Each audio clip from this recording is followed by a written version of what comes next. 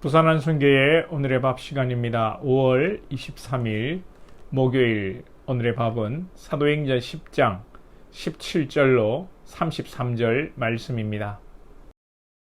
베드로가 본 바 환상이 무슨 뜻인지 속으로 의아해하더니 마침 고넬료가 보낸 사람들이 시몬의 집을 찾아 문 밖에 서서 불러 묻되 베드로라 하는 시몬이 여기 유숙하느냐? 하거늘 베드로가 그 환상에 대하여 생각할 때에 성령께서 그에게 말씀하시되 두 사람이 너를 찾으니 일어나 내려가 의심하지 말고 함께 가라. 내가 그들을 보내었느니라. 하시니 베드로가 내려가 그 사람들을 보고 이르되 내가 곧 너희가 찾는 사람인데 너희가 무슨 일로 왔느냐? 그들이 대답하되 백부장 고넬료는 의인이요 하나님을 경외하는 사람이라. 유대 온 족속이 칭찬하더니 그가 거룩한 천사의 지시를 받아 당신을 그 집으로 청하여 말을 들으려 하느니라. 한데 베드로가 불러들여 유숙하게 하니라. 이튿날 일어나 그들과 함께 갈새 요빠에서 온 어떤 형제들도 함께 가니라. 이튿날 가이사랴에 들어가니 고넬료가 그의 친척과 가까운 친구들을 모아 기다리더니 마침 베드로가 들어올 때에 고넬료가 맞아 발 앞에 엎드려 절하니 베드로가 일으켜 이르되 일어서라, 나도 사람이라. 하고 더불어 말하며 들어가 여러 사람이 모인 것을 보고 이르되 유대인으로서 이방인과 교제하며 가까이 하는 것이 위법인 줄은 너희도 알거니와 하나님께서 내게 지시하사 아무도 속되다 하거나 깨끗하지 않다 하지 말라 하시기로 부름을 사양하지 아니하고 왔노라.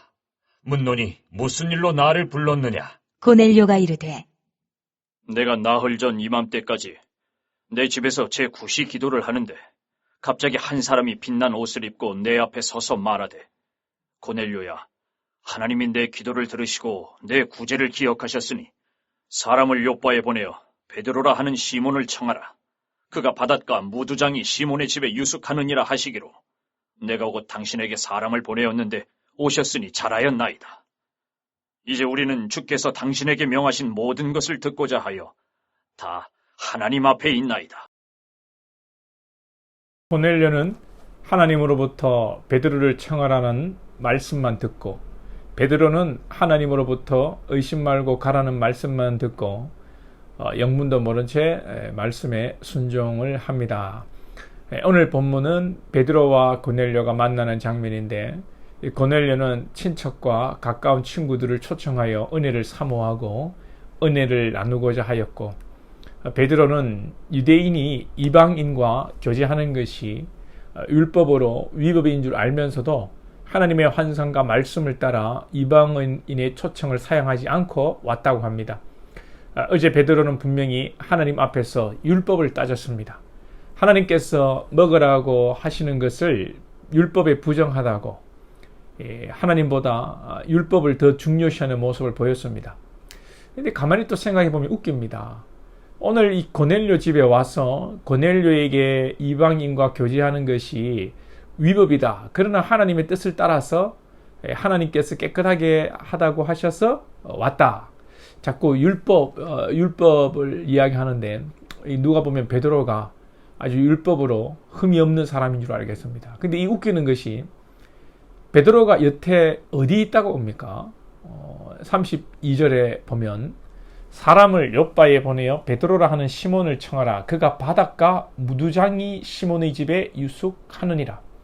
베드로는 여태 요빠의 무두장이 시몬의 집에 유숙했습니다. 유숙했다는 것은 먹고 자고 했다는 것인데 무두장이가 뭐하는 사람이냐면요. 무두장이는 이 짐승을 잡아서 가죽 제품을 만드는 사람입니다. 그러니까 그 무두장이의 집에는 이 짐승의 사체도 있을 수 있고 짐승의 피도 있을 수 있고 그런 것이죠. 율법에 짐승의 사체를 가까이 하고 피를 가까이 하면 안 됩니다. 그런데 여태 베드로가 율법 했는데 실은 자기가 율법을 어기고 살아왔던 것이죠.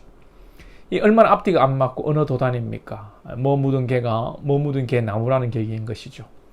예전에 주일에 돈 쓰면 지옥 가는 줄 알았습니다. 어떤 사람이 주일에 그렇게 주일이 거룩한 날이라고 하면서 돈 쓰면 안 된다고 돈 쓰는 사람들을 정죄하고 막 비판하던 사람이 주일에 예배를 마치고 집에 가면서 차에 기름이 없다고 주유소에서 기름을 넣어가면 됩니까? 안 됩니까? 예. 그런데 차에 기름이 없다고 돈을 쓰고 기름을 넣어간단 말이죠. 지금 베드로가 이 짝입니다. 내가 하면 로맨스고 남이 하면 불륜. 내가 하면 로맨스, 이 내로남불인 것이죠. 어제는 선입견을 말씀을 드렸는데 오늘은 내로남불을 조심해야 합니다. 항시 남을 탓하기 이전에 자신을 돌아봐야 하는 것입니다. 그리고 고넬료가 베드로를 맞이할 때 아주 베드로를 선대합니다. 25절에 보시면 마침 베드로가 들어올 때에 고넬료가 맞아 발 앞에 엎드려 절하니. 베드로가 잘나가서 그렇게 하겠습니까? 고넬료는 하나님의 뜻과 하나님의 보내심을 받은 베드로이기 때문에 하나님을 대하듯 대하는 것이죠. 33절도 보면 끝에 우리는 주께서 당신에게 명하신 모든 것을 듣고자 하여 다 하나님 앞에 있나이다. 고넬료가 베드로 앞에 있는 것이 아니라 하나님 앞에 있다고 고백합니다. 이 성경 역사에서 교회도 보면 데살로니가전서 1장 3절에 보면 데살로니가 교회는 믿음의 역사와 사랑의 수고와 소망의 인내가 있는 교회였습니다. 그러한 교회가 되어진 이유가 어디에 있는가 하면 데살로니가 2장 13절을 보면 이러므로 우리가 하나님께 끊임없이 감사함은 너희가 우리에게 들은 바 하나님의 말씀을 받을 때에 사람의 말로 받지 아니하고 하나님의 말씀으로 받음이니 진실로 그러하도다. 이 말씀이 또한 너희 믿는 자 가운데에서 역사하느니라. 하나님의 말씀을 사람의 말로 아니하고 하나님의 말씀으로 받았기 때문입니다. 그러므로 그들의 마음속에 말씀이 살아 움직일 때 하나님의 능력이 또한 역사했던 것이죠. 하나님의 말씀을 하나님의 말씀으로 받는 믿음의 삶이 되기를 축복합니다. 그리고 우리가 서로 대할 때에 우리 모두가 하나님의 자녀이고 하나님 뜻 안에서 우리의 만남이 이루어지는 것입니다. 우리가 서로 대할 때에 하나님을 뵙는 것처럼 서로 존중하고 예의를 갖추는 것입니다. 특별히 목회자들을 여러분 선대하시기 바랍니다. 현대에 갈수록 목회자가 직업의 하나로 여겨지고 있어 안타깝습니다만 목회자는 노동자도 아니고 직업도 아닙니다. 그야말로 사역자이고 하나님의 부르심을 받은 자들입니다. 물론 목회자는 내가 목회자네, 내가 주의 종이네, 내가 당회장이네, 그렇게 해서 안 되죠.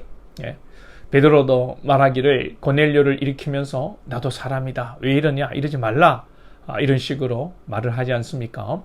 성도는 목회자를 존중하고 하나님이 보내신 지도자로 섬기고 목회자는 또 성도를 하나님께서 맡기신 양떼로 알고 섬기고 사랑하는 것입니다. 그리고 고넬료가 베드로를 초청할 때에 친척을 부르고 친구를 불렀다. 사실이 중요하죠. 왜 불렀습니까? 하나님의 말씀을 듣기 위해서 불렀습니다. 나 혼자 은혜 받고 나 혼자 좋은 것을 누리고자 하는 것이 아니라 고넬료는 좋은 것을 나눌 줄 아는 사람이었습니다. 우리도 우리 주변의 사람들에게 복음을 전하고 함께 은혜를 나누는 성도가 되고 우리를 통해서 또 교회가 부흥하는 놀라운 은혜를 경험해야겠습니다. 오늘도 하나님 앞에서 하나님의 말씀을 받으시고 하나님의 말씀을 나누고 하나님의 말씀을 증거하는 축복의 통로들이 다 되시기를 축복합니다. 기도드리겠습니다. 하나님 아버지, 우리의 삶을 돌아보게 하옵소서. 우리가 내로남불의 삶을 살고 있지는 않습니까? 하나님 말씀으로 윤리의식으로 비판하고 정죄하며 살아가지만 정작 우리가 하나님의 말씀으로 높은 윤리의식으로 바른 삶을 살아가고 있는지 돌아보게 하시고 늘 겸손히 하나님 앞에 서는 자들이 될 수 있도록 은혜를 베풀어 주시옵소서. 우리의 의와 우리의 자랑을 내세우는 것이 아니라 오직 그리스도를 내세우고 그리스도를 증거하여 많은 사람들이 예수를 믿고 돌아오는데 쓰임받는 우리 권속들 될 수 있도록 축복해 주옵소서. 예수님의 이름으로 기도하옵나이다. 아멘.